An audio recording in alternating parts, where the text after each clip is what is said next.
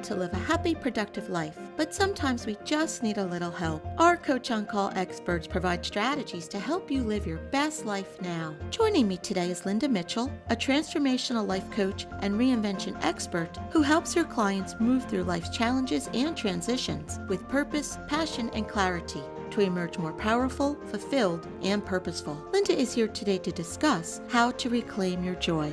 Welcome, Linda. Thanks for joining us. Thanks, Joan. It's great to be back. So, Linda, the way we all live our lives today can be exhausting, and to be honest, it can suck the joy right out of us. So, do you believe our cultural norms contribute to the general feeling of melancholy and unintentionally robs us of our joy?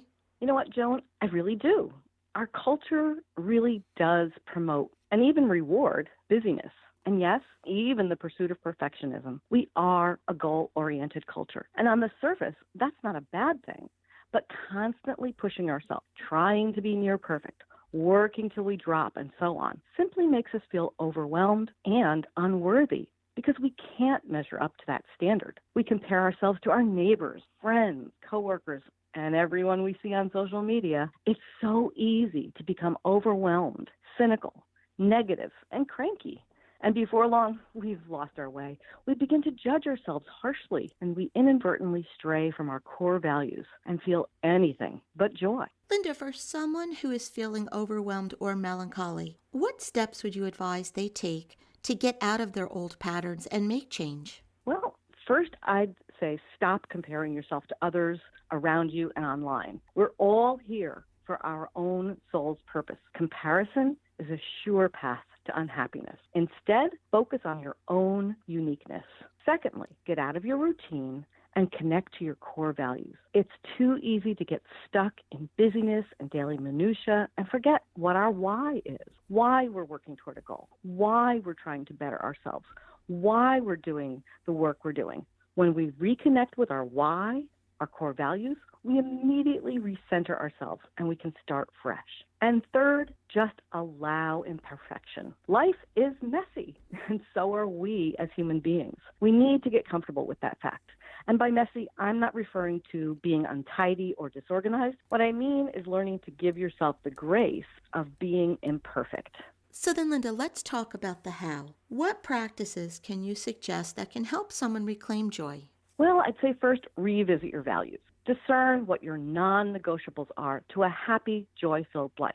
Remind yourself what you value most and realign your activities and mindset. So if you're spending too much time at the office or too much time online, pause. Remember what matters most to you. Is it spending more time with your family, your kids, or your elderly relatives? Is it volunteering at the food pantry or the pet shelter that brings you joy?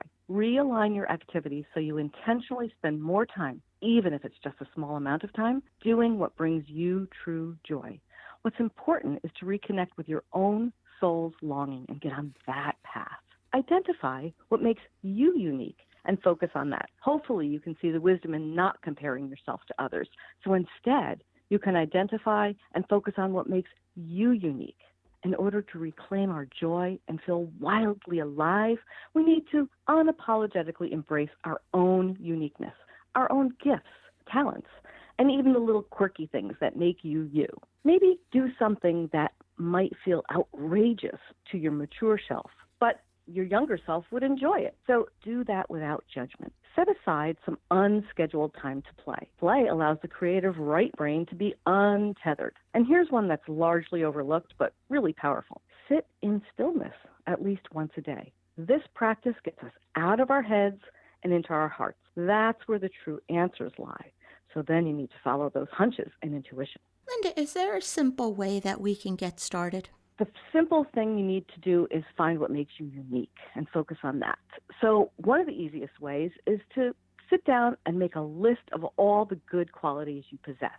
Now, that may feel uncomfortable for some people, and if so, you really need to do this exercise. But remember, you're not being asked to shout this from a rooftop or brag. You're simply reminding yourself how amazing, talented, and unique you are. So don't be shy. This is not the time to be humble. Once you've made that list, then go back and put the words I am in front of each entry. And then boldly exclaim each one out loud, in front of a mirror maybe. I suggest you do this in private so you don't feel any temptation to be anything but celebratory toward yourself. Do this until you feel really good about it. And don't stop until you feel that joy seeping back into your spirit.